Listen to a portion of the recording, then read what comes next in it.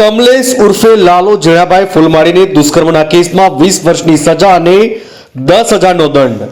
ધોરાજીના મહેરબાન additional district and session જજ શ્રી અલી હુસેન મહિબુલ્લા શેખ સાહેબે આજરોજ ભોગ બનનારની ફરિયાદ ઉપરથી નોંધાયેલ ચાર્જશીટના આધારે આરોપી કમલેશ ઉર્ફે લાલો ઝીણાભાઈ ફૂલમાળી મૂળ રહેવાસી વડોદરા વાળાને ભારતીય દંડ સંહિતાની કલમ 363, 366, 376 વગેરે તથા પોક્સો એક્ટની કલમ 4(6) મુજબ તકસીરવાન ઠરાવી ₹10,000 દંડ તથા 20 વર્ષની કેદનો હુકમ ફરમાવેલ છે.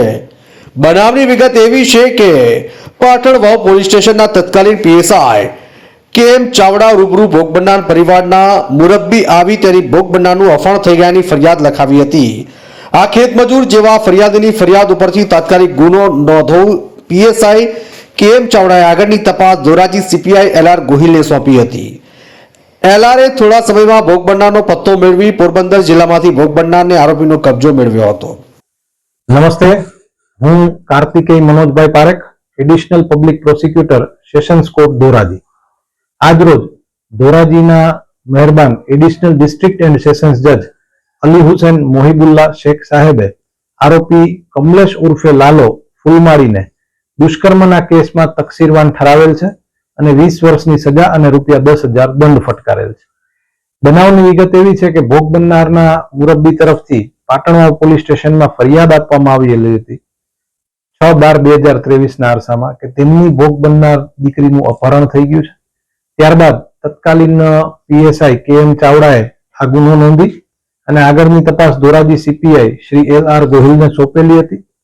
તેઓએ તાત્કાલિક ધોરણે તપાસ કરી અને ભોગ બનનારને પોરબંદર જિલ્લાના કોઈ ગામથી કોઈ ઓડેદરાની વાડીએથી આરોપી સાથે મળી આવેલા હતા.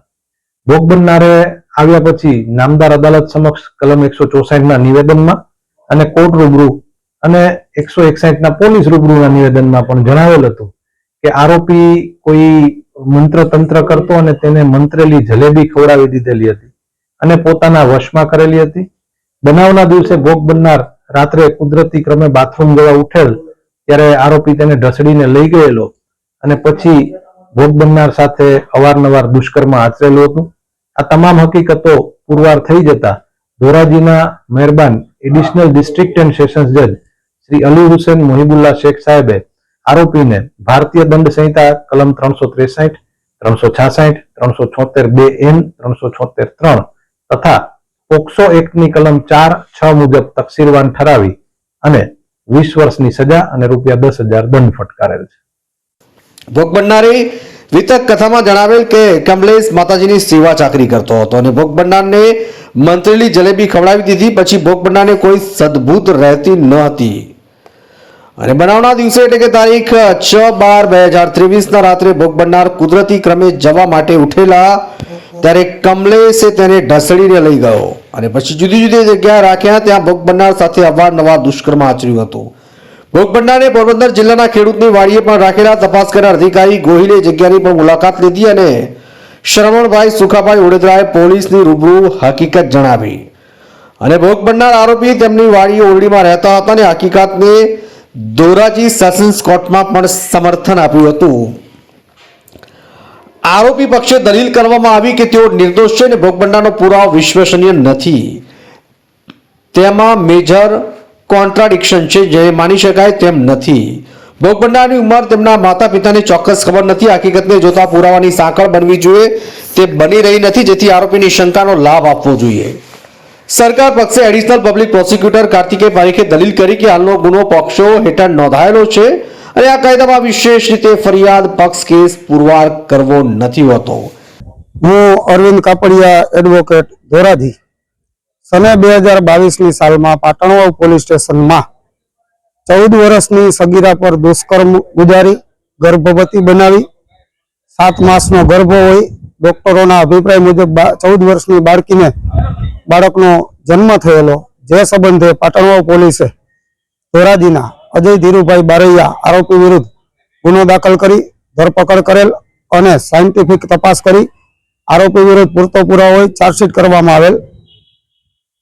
આ કેસ નામદાર Dhoraji additional district and session જજ સાહેબની કોર્ટમાં ચાલી જતા અમારા દ્વારા આરોપીના બચાવમાં સાક્ષી સાહેબોની, ફરિયાદીની, ભોગ બનનારની વિસ્તૃત ઉલટ તપાસ લેવામાં આવેલ, FSL અધિકારીઓની વિસ્તૃત ઉલટ તપાસ લેવામાં આવે અને અમારી દલીલો સાથે સહમત થઈ નામદાર સેશન્સ કોર્ટના જજ સાહેબ શ્રી H.A. શેખ સાહેબ દ્વારા આરોપીને નિર્દોષ ઠરાવી છોડી મૂકતો હુકમ આજરોજ ફરમાવવામાં આવેલ છે. કલમ 29 મુજબ આરોપીએ પોતાની નિર્દોષતા પુરવાર કરવાની છે. વિશેષમાં ભોગ બનનાર માતા પિતા પણ અભણ ખેતમજૂર છે. તેઓને સહી કરતા પણ આવડતી નથી, એટલે તારીખનો ગૂંચવાડો તેમને યાદ ન રહ્યા નથી.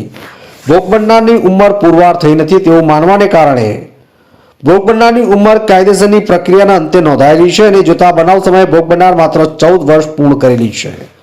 કાયદામાં પણ 16 વર્ષથી નાની વય ભોગ બનનાર હોય ત્યારે વિશેષ જવાબદારી ચાઇલ્ડ વેલફેર કમિટી અને સરકાર પક્ષ હોય છે. મેડિકલ એવિડન્સનું સમર્થન છે કે ભોગ બનનાર સાથે શરીર સંભોગ થયેલો છે. આ તમામ સંજોગોને ધ્યાનમાં લેવામાં આવે અને પોલીસ રૂબરૂના નિવેદન અને તટસ્થ તપાસ ધ્યાને લેવામાં આવે તો આરોપી પોતાની નિર્દોષતા પુરવાર કરવામાં નિષ્ફળ ગયા છે. ફરિયાદી પક્ષે શંકાર હિત કેસ પુરાવા કરેલો છે અને આરોપીને તકસીરવાન ઠરાવવા જોઈએ.